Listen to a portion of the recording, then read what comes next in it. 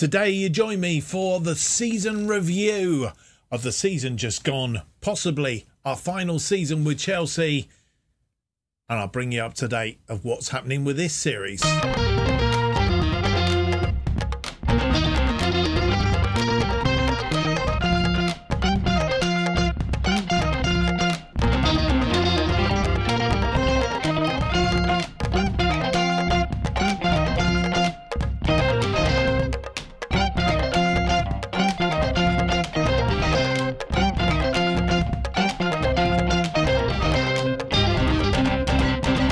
Hello and welcome to episode 100 of Making Chelsea Stand Proud. My name's Mark, and on today's episode we have for you the season review of the 25-26 season here at Chelsea, and it's a sort of transfer special. More about that in just a moment, but I'd just like to say, if you do enjoy today's video, you need to hit the like button and subscribe and hit the notification button. That keeps you all akin of what's happening here on the channel. But while we're on that, when I'm recording this is before I go on holiday. I'm going on holiday. It will come out while I'm on holiday, and the previous couple of videos as well, I've been pushing this as well. You need to be hitting that like button if you want this series to continue. As it stands at the moment, we are going to put it on the back burner, but if I come back and find lots of likes over the last 3 videos, then what we will do is we'll squeeze it in somehow or other. I will explain a bit more as the episode goes on, but the season just gone, it turned out to be a bit of a damp squib, which would, I suppose, lend itself to another season here at Chelsea to see if we can do better. I mean, really, at the end of the day, we only retained the Premier League. We lost out in the Carabao Cup, we lost out in the FA Cup, and we didn't really get anywhere in the Champions League. So it's all still to do, really, as far as this save is concerned. But only by hitting that like button will you get to see what happens next. Well, actually, that's not strictly true, but as I say, I will explain a bit more as we move on through the episode. Obviously, on our usual screen, our opening screen, no change of kits at this point in time. Don't usually do that, but of course, our season come to a grinding halt against Newcastle, a 3-0 win at St James's Park to round off the season. A season that was it was okay. It could have been better. I mean, we had long runs in the Premier League where we didn't lose and things like that. Of course, our nemesis getting us in the FA Cup final 3-0. We lost that one. We also lost out in the Champions League, of course, getting knocked out by Real Madrid. Even though we beat them at the Bernabeu, still got knocked out by them, which wasn't good because we were expecting to go a little bit further than that semi-final. I wouldn't have been so despondent, but when it came to the losing out in that case, yeah, just disappointed. And of course, we lost out in the Carabao Cup semi-final, 2-legged affair. And we lost out 4-1 on aggregate in that, losing 2-0 at home to Manchester United, and then a 2-1 loss at Old Trafford. So we didn't even get to the final of the Carabao Cup this season, which was very, very poor. While we do a review of the season, let's hop into the actual season review of the season 25-26. And here it is, the usual screens that you see as we do the review, and just got to make sure we get the right screens up. Coming up next, let's go in then. New arrivals, as we always start, and we had 4 new arrivals over the season. Davide Fratesi came in from Hertha for 44 million. 6 appearances, 6 from the bench. Probably going to see more of him in the coming season. But he was The best average rating at 7.34. Kieran Dewsbury-Hall was our star signing of the season, as it was. He came from Leicester for £78 million, made 17 appearances, 6 from the bench, 5 goals, 11 assists, 7.25. Did I say that David Fertisi had 3 goals and 4 assists? I don't think I did, but he did. And they were good goals as well. Mike Maganan, who we brought in goal, he came in for £200 million, 35 appearances he made, and he broke the record. In the end, he broke the record for the most clean sheets in the season, 21, I think it was. You know, out of 38 games, 21 clean sheets. That's not bad going, is it? 7.17 was his average rating. And Josko Gvardiol came in from RB Leipzig for 88 million, 12 appearances, 1 goal, and a 7.03. I think he didn't. Am I right in saying he didn't come in until January? It might have been something like that. Outgoings, we're only going to really look at the ones at the top here. Kepa went to Al Hilal for 24 million, made 35 appearances for them, a 7.51. Did really well, did Kepa. Romelu Lukaku, who I noticed this morning has gone to Roma, I think, on loan or something. I think he did something very similar in this game. He's moved to Real Madrid anyway. 36 million. We offloaded his wages, something like 450,000 a week. Obscene, really, isn't it? 50 appearances he made for Real Madrid, 2 from the bench. 43 goals he scored for them. Very good return. 5 assists, 7.45. Declan Rice, of course, we sold, but we did bring in Gvardiol and Fertisi to replace him. Got 2 for the price of 1. 156 million he was sold for. 19 appearances, 1 goal, 3 assists, 7.18. And Mendy, our goalkeeper, of course, replaced by Maganan. He left. He was getting a bit old. Sevilla, 25 million, 55 appearances he made for them. 1 from the bench, a 7.02. So those were the outgoings. To be honest, I'm not going to look at the loans out because it's not much point. But yeah, I think in general we can be happy with our recruitment throughout the season. I'm not quite sure how this season's going to go, but our recruitment was quite good. In the competitions then, Premier League, we qualified for the Champions League. We finished in 1st position, retained the Premier League. I think the media had predicted that we would finish first. We had an average home attendance of 41,837, and Kai Havertz was our top scorer in the Premier League with 26 goals. The board pleased that the team won the Premier League this season. No doubt a fine run of results at the end of the season helped with this achievement. We'll look at that shortly. The league table very briefly, and we will do a deep dive into this as we usually do. Chelsea top, 97 points, 7 points clear of Liverpool in 2nd place. What am I on about? More than that, isn't it? 30. Yeah, you're not doing it right, Mark. 13 points. I was 7 points. I was counting the other way, wasn't I? 13 points clear of Liverpool in 2nd. Manchester City 3rd on 82, and then Manchester United on 67. I'll, as I said, do a deeper dive. Leeds, Aston Villa and West Ham going down, of course. They're the results. We're not going to look at them in too much thing. The Champions League, board expectation was challenged for the Champions League. They weren't happy, disappointed. However, they can understand the team had a difficult draw. We did have a difficult draw, but I guess you could say in the Champions League, all draws are difficult. We finished in the round of 16. Average home attendance was 41,837 again. Kai Havertz, top scorer with 10 goals in the competition. We were knocked out in the round of 16 by Real Madrid. This is how we run through it. Of course, 8 games in the league stage. Nordersland a 2-0 win. Real Sociedad 2-0. Real Madrid, we lost 2-0. in the league games.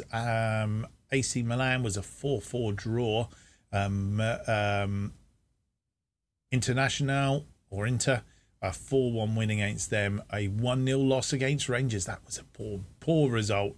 Freiburg, a 2-1 win. And VfB Stuttgart was also a 2-1 win. Took us through to the knockouts playoffs to get through to the last 16. Lada Gretz, a 3-0 win. And a 4-1 win at home.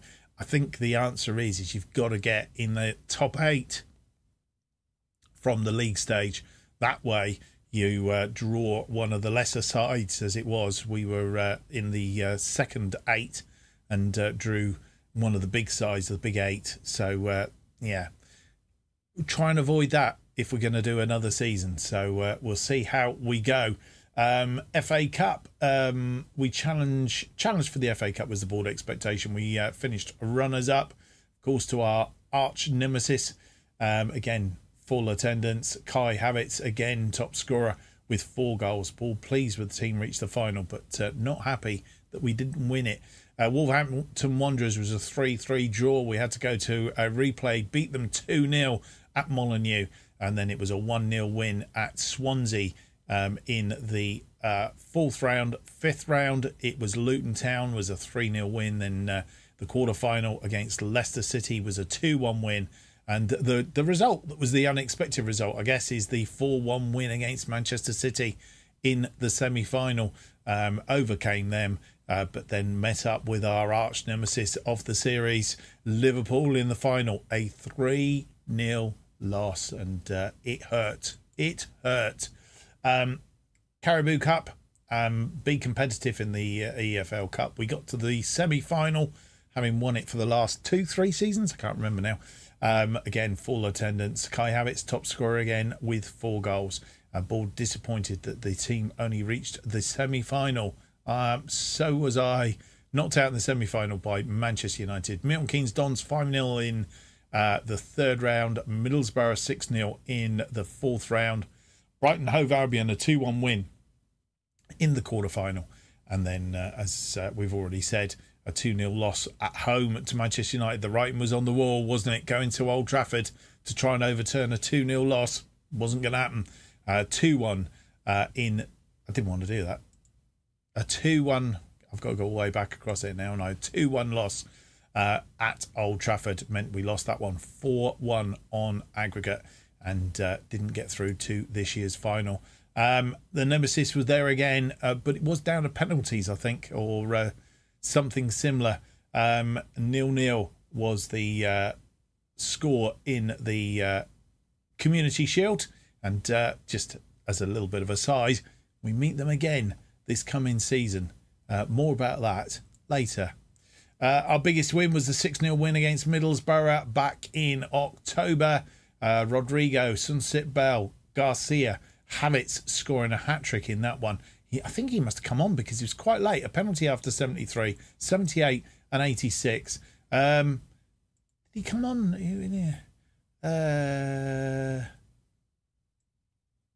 He did. He come on as a substitute on 71 minutes, within 2 minutes out of penalty, and went on to get a Player of the Match award because he was outstanding when he came on. Turned that game around. The match to remember, a 5-0 win over Brentford. Havertz on the score sheet again. Koeman scoring a hat-trick. And Milinkovic-Savic getting the other goal in that game. A 5-0 win against Brentford in the Premier League on the 1st of November. And it must have followed that Caribou Cup win against Middlesbrough. So 11 goals in 2 games. Goal of the season. Excellent goal from attacking midfielder Kai Havertz after 37. I mean, the amount of goals he scored, for him not to have got the goal of the season, I think would have been probably a little bit of a travesty in some way or another. His goal of the season came against Fulham in a 5-2 win against them. And here we go, Chilwell. And he passed the ball through to Havertz. Havertz skinned his man and placed it in the back of the net. Didn't need any support. It was a good goal, but possibly not one of his best. I don't know. What's your thoughts? Let me know. Let me know. Finances, we'll just briefly scoop over these. Our sponsorship was up. Broadcast revenue was down slightly. Corporate hospitality up. Prize money was down. Match day commercial up very slightly. Major things changed. We sold 927,000 shirts. Habits was the top shirt seller, then Mount, Sterling, Dewsbury Hall and Enzo Fernandez. How we lined up. This is how the team lined up. Maganan in goal, Chilwell, Timber, Fofana and James. Very familiar team structure, this. Fernandez and Dewsbury Hall as the midfielders. Koeman, Mount and Sterling across that central. I would have put Rodrigo in there probably. And Havertz as our attacker. You couldn't not have had him up front. Accolades. We will come on to some awards because there are other awards to look at. But I think the Premier League Manager of the Month in May. I don't know, this is very strange. I don't know if it's something to do with the beta version or whatever it was. But the May one comes in this year's. But we won it in August, September. We didn't win it in October, November and December. And then we had a bit of a lean spell until we got through to March, where we won Premier League Manager of the Month. Competition awards then, club awards. Fans Player of the Season was Kai Havertz, of course. Young Player of the Season, Matthias Attell. Signing of the Season, Kiernan Dewsbury Hall. Goal of the Season, we've already seen it, Kai Havertz. Top goal scorer, 48 goals in the whole season, 26 in the Premier League. Kiernan Dewsbury Hall got the most assists with 21, so he contributed quite a lot, having brought him in. Kai Havertz, most player of the match awards with 11. Kingsley Koeman, the best average rating, 7.4. And Wesley Fofana, most passes completed in 90 minutes, 68. Competition awards, Matthias Tell won European Golden Boy. Lucky him. Record breakers, Kai Havertz must have broken the record for the most goals in a season, 48. Kiernan Dewsbury Hall, most assists for a player in the season, 21. Mike Magnan, clean sheets, total of 29 clean sheets in the whole season, 21 of those in the Premier League. Most player of the match awards in a season, Kai Havertz, 11. And highest transfer fee paid was 200 million for Mike Maganan. Rounding it up then, Isabel O'Neill for 442 says it was a superb season for Chelsea as they claimed their second successive title to back up their pre-season credentials. Shame we didn't win the Champions League.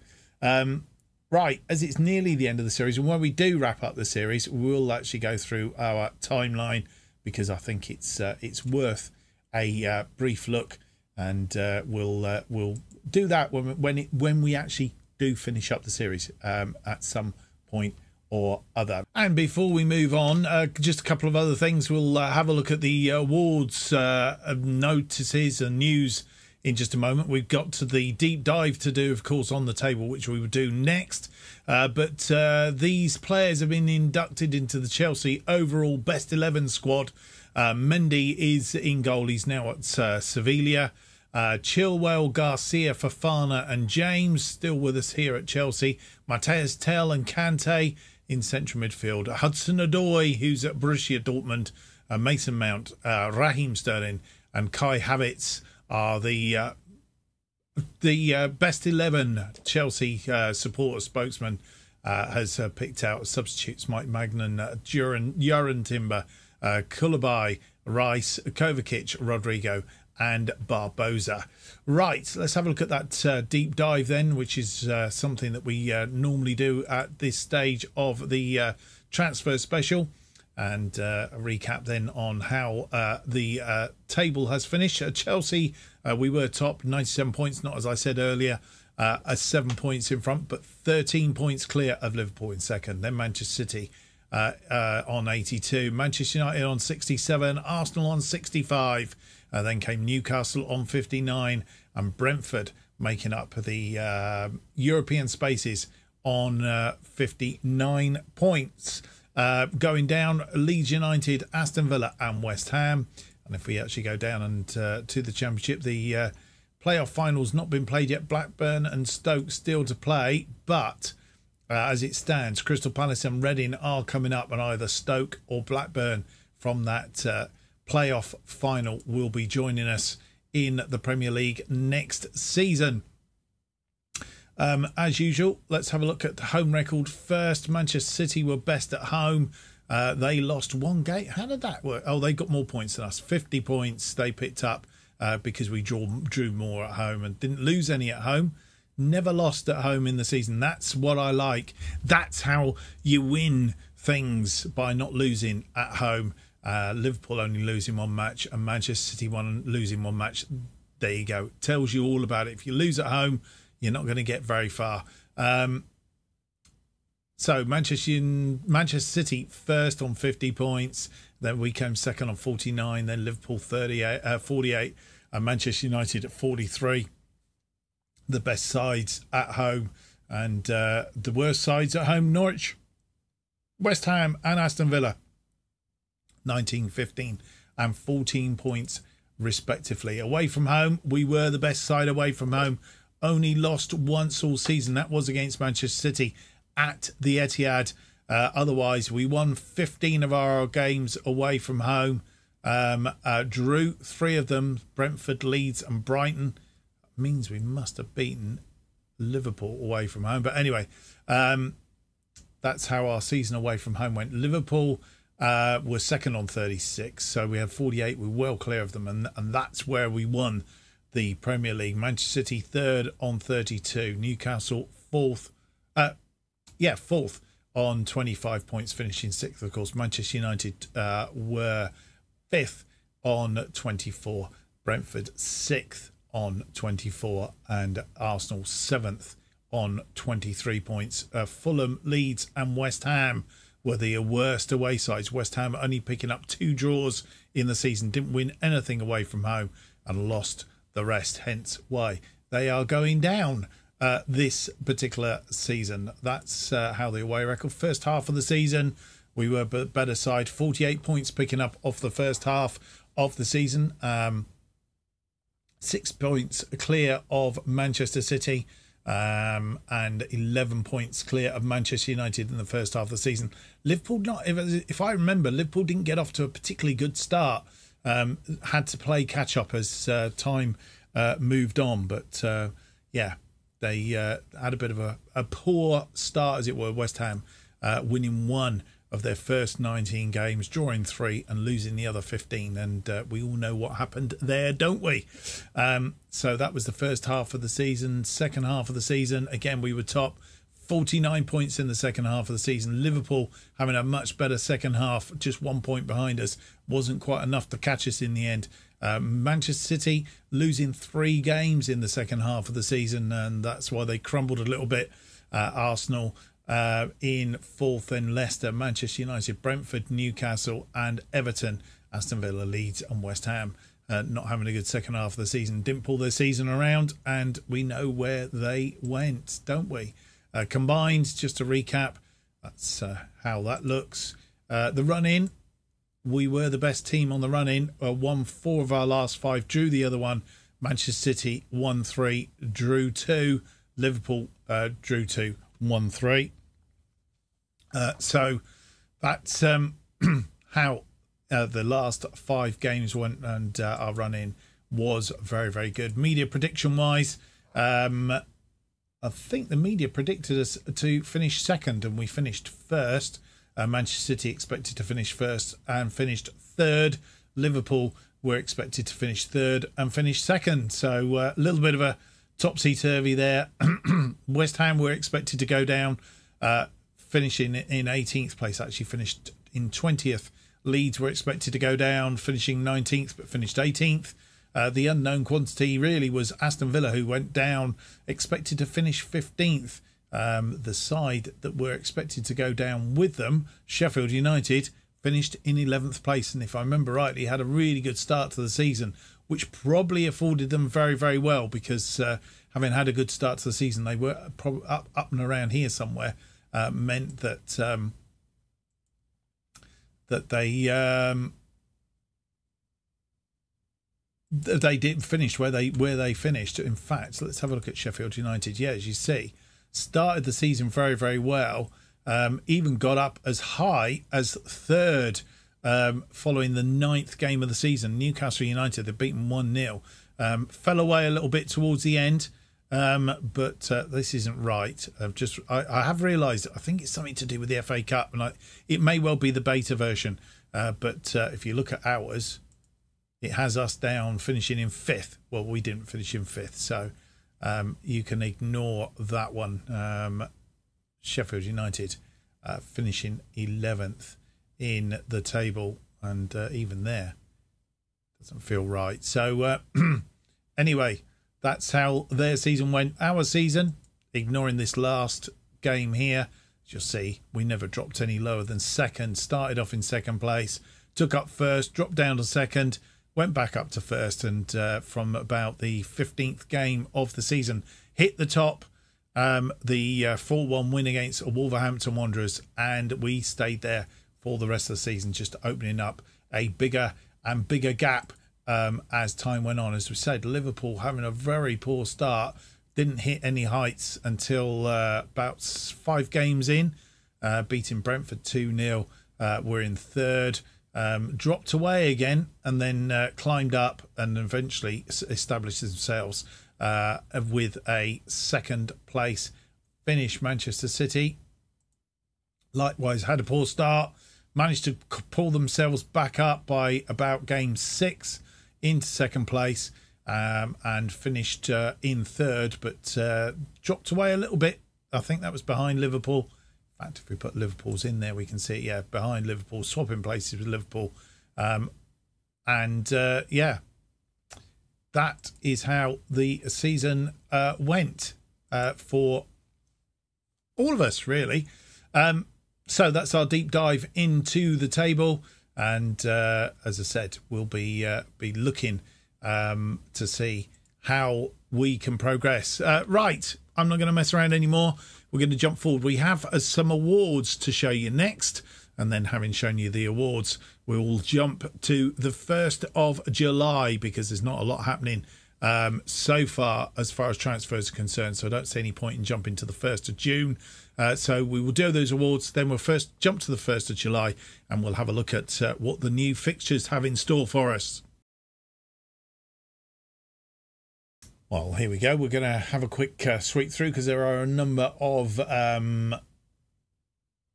news items. That was the word I was looking for. News items to do with the season. So, as we said, Magnan set a new clean sheet record. 21 clean sheets kept by Chelsea's Mike Magnan is a new Premier League record. Previous Premier League record for clean sheets was held by Edison with 20 in 2022. So we've broken that record. Jeremy Pino wins a Young Player of the Season, a player that we tried to bring in. Didn't want to join us, joined Manchester United instead. Jeremy Pino won the Europa Conference League Young Player of the Season award. So that's a little bit annoying. Kai Havertz claims Footballer of the Year, won English Footballer of the Year award. 26-year-old put in a strong performance, scored 26 goals in 33 games with an average rating of 7.4. He's been impressive for Chelsea this season, hitting the target with 105 of his shots at a rate of 3.76 per match over 58 appearances. So just to put that in context, 33 appearances, 26 goals, 1 assist, 7.40. Well done to Kai Havertz. Kai Havertz wins a Players Player of the Year. So he picks up 2 records. Alexander Isaacs wins Top Goal Scorer award. He beat Kai Havertz by 1 goal. Had 2 assists from 36 appearances. So just snuck it from our man Kai Havertz in second. Erling Haaland, the goal machine, wasn't such much of a goal machine.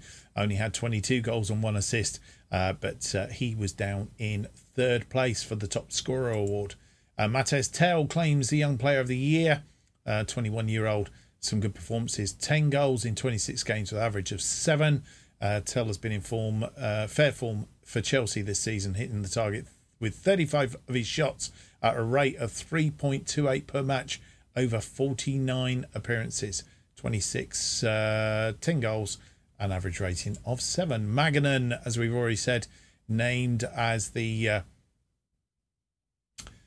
Golden Glove winner of the season, beating Ederson, who he also beat the record of 20 clean sheets. So Ederson keeping 20 clean sheets again, but couldn't break his record. 32 goals conceded, whereas Mike Magnan made 35 appearances, conceded 17 goals, 21 clean sheets, a 7.17. Alisson of Liverpool was third, having conceded 33 goals and 14 clean sheets. I've claimed a manager of the year, English Premier League manager of the year.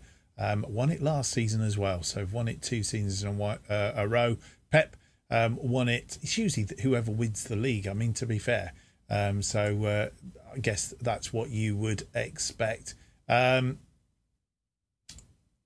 I think a final bit of news that we will go to is this screen here. Chelsea players named in the Players Team of the Year. 7 of our players were selected for the English Players Premier League Select, including Mike Maganan, Reece James and Wesley Fofana. In fact, the whole of the defensive line is ours. So 3 from Liverpool, 1 from Newcastle.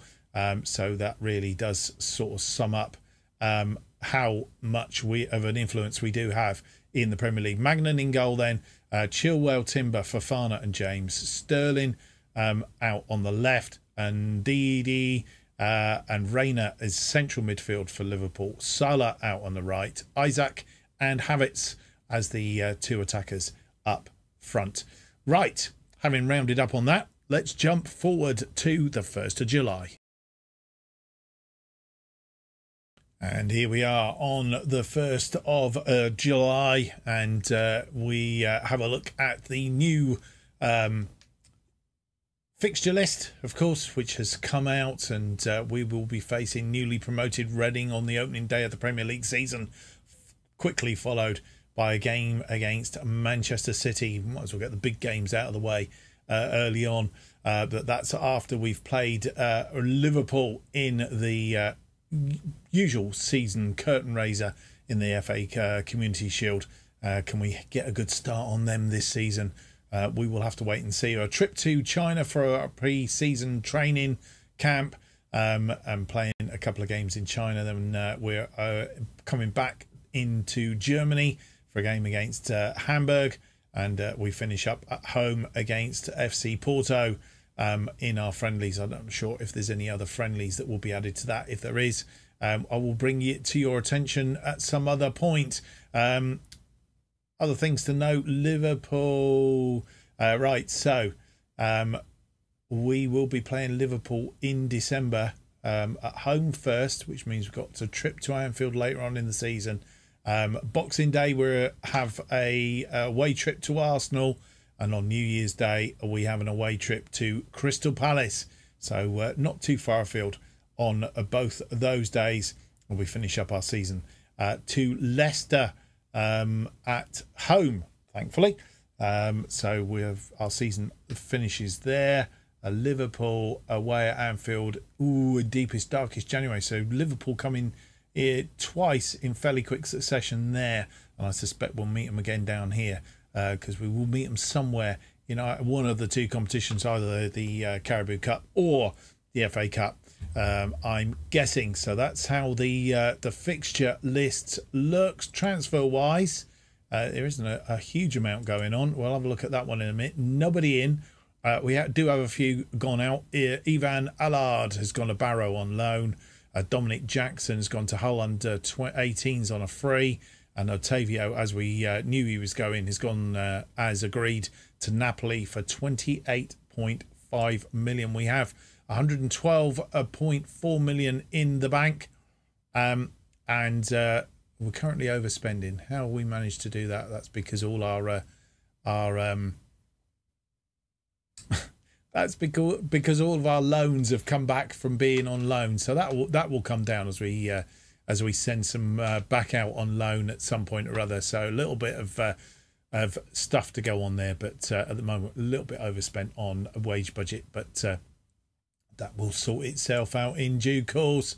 As I said, not a great deal going on as far as transfers concerned. Nobody coming in since we bought Erakan Top Kea. We'll see if he breaks through this season. It should be quite interesting, that one. Brought him in, of course, for £9 million. I don't think there's anybody else going out. No, there isn't. So it's pretty quiet as it stands at the moment. Not a lot of movement. I'm expecting stuff to start to get moving as the other European countries come online with regards to their transfer windows, which I did notice, I think, in the inbox. They've just started to. La Liga window opens. Serie A window opens. So they're coming online. We have put in a bid for this guy, though. He's 19 years old. Javier Pinheiro from Real Madrid. We've put in an offer which has been accepted. So we're just waiting to negotiate wages with him. He's one for the future, I'm guessing. Currently 2.5 stars. A potential to be 4.5 stars. He's down as a wonder kid, I think. Striker, centre, wonder kid. So we're expecting good things. And can play across any of those attacking midfield roles, and can also play up front. So may come on a bit like Mateus Tell, come in to the fray and just mix that front attack up a little bit, just to see how things go, basically. Right, his history is pretty much in Spain. He's come through the Real Madrid ranks. Castilla are their secondary side, of course. He went to Husaka for a while, and yeah, that's where he's at. So he's never really got that many games under his belt. So we'll see what happens to that. That one's one to keep an eye on. Well, that is pretty much it for this roundup and transfer special. I'm not going to go any further at the moment because, as I said right at the start of the episode, it all depends on you guys and whether, in fact, you hit that like button or not. Because, as I said, I'm recording this just before we go on holiday. On holiday for just over a week. And when I come back, I shall be seeing if we've got lots of likes in this episode and the previous 2 episodes. Then I will carry on with the series. As it is, we do have a new series starting next Tuesday. It is a project turnaround. It's all about a team that's dropped out of the Premier League and basically what we're trying to do is to turn them around, get them back into the Premier League. If we get them up in one season, then we will follow them for the first season in the Premier League. So it'll be a 2-season save. If we don't get them up, we'll just start again. And that's something that we'll do through to FM24. But this particular series, as it stands at the minute, what I plan to do, unless you hit those like buttons, in which case we will we'll work out how we're going to fit it into the schedule. It could be that we're publishing episodes 6 days a week. So we'll have the To Be a Legend series, we'll have the Chelsea Stand Proud and Project Turnaround. We'll just fit them in. But my plan at the moment, if don't get the likes on this series, is that we will have just sporadic updates. So I'll just throw in an episode on a Wednesday every so often. And just bring you up to date, and a couple of matches, possibly in the Champions League, because that's the one thing we haven't won in this series, but just to bring you updates. So key matches as the season goes on with the save. So in effect, we are keeping it alive, but maybe not on a full series point of view. If you want it to continue as a series on Tuesdays and Fridays, or whichever way around we do it, Wednesdays and Saturdays or something like that, you need to hit that like button. I'm looking forward to seeing lots of likes and subscriptions as well. Hit the subscribe button. If you hit the like button, hit the subscribe button. It doesn't cost you anything, but it helps me. So if you can do that, that would be absolutely splendid. Well, that's it. Hope you've enjoyed today's episode. It's up to you, really, where we go from here. Do we just go now and again, or do we put it in on a Wednesday and a Saturday on a continuing basis, at least for one more season, and see if we can win the Champions League? As I said, hit the like button. If you have enjoyed today's episode, don't forget to leave me that big thumbs up, subscribe, and hit the notification button. That keeps you up to date with all is going on in this channel. To Be a Legend series, our new series, which starts next Tuesday, and of course what's going to happen to this particular series. If you want to keep up to date with what's happening on this channel, which is probably at this point in time is the best thing to do, is to follow me on Twitter at JustOffsideFM. Making Chelsea Stand Proud has been released on a Tuesday and Friday. When it's released going forward is really up to you now. Hitting that like button, as I say, will get you continuation at least for another season of this particular series. It's down to you guys. Thank you for watching. Hope you've enjoyed the series so far and you've enjoyed this episode. Hopefully we will be back very soon with a Making Chelsea Stand Proud, whether it's just now and again or whether it's regular Wednesday and Saturdays. As I said, it's up to you. Till next time, goodbye.